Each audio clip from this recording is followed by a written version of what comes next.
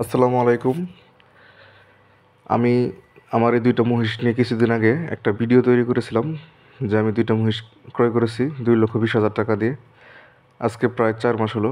তবে আমি আমার দৃষ্টিকোণ থেকে বলতে পারি বাংলাদেশের পরিপ্রেক্ষিতে মহিষের চেয়ে গাভী পালন বেশি লাভজনক।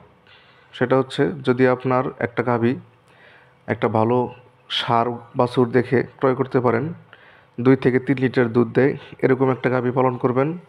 আরেকটা ১-১.৫ লক্ষ টাকা দিয়ে মহিষ কিনবেন। যদি ১ বছর পালন করেন সেই ক্ষেত্রে আপনি মহিষের চেয়ে গাভীতে বেশি লাভবান হতে পারবেন। কারণ একটা গাভী আপনাকে প্রতিদিন ২.৫ থেকে ৩ লিটার দুধ দেয়। সেই দুধ বিক্রি করে আপনি চাইলে গাভীর পিছনে যে খরচ সেটা বহন করতে পারবেন এবং নিজের পারিবারিক চাহিদা পূরণ করতে পারবেন।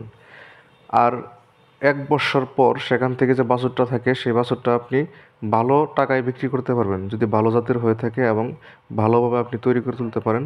সেক্ষেত্রে আপনি ১ বৎসর পর বাছুর বিক্রি করে দিলে আপনার গাভীটা থেকে গেল, সেটা আপনার মূলধন হিসেবে থেকে যাবে। আর মহিষের যে বিষয়টা এটা আপনি খুব লং প্রসেস, কারণ ২-৩ মাস পালন করার পরে কখনো আপনি বিক্রি করতে পারবেন না। আপনার মহিষ পালন করলে অবশ্যই ১.৫ থেকে ২ বছরের একটা প্রজেক্ট হাতে নিতে হবে, যেটা আপনার অনেক লং প্রসেসের কারণে আপনার মূলধনটা সেখানে আটকা পড়ে গেল। আপনি চাইলে সেখান থেকে আপনি টাকা বের করতে পারবেন না। কারণ প্রতিদিন দুধ বিক্রি করে হলেও আপনি গাভীর কাছ থেকে একটা উপকার পাবেন।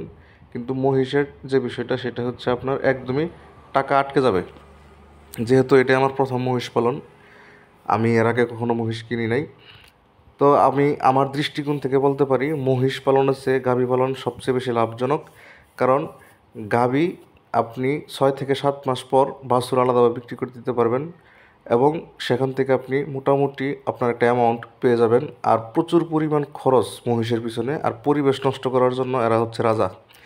তো আপনি ৫টা গাভী যেখানে পালন করতে পারবেন সেখানে সর্বোচ্চ ২টা মহিষ পালন করতে পারবেন। এটা আমার একান্তই আমার নিজস্ব ব্যক্তিগত মতামত। কে কী বলবেন জানি না, তবে আমি আমার কথাটা প্রকাশ করলাম। সকলকে ধন্যবাদ।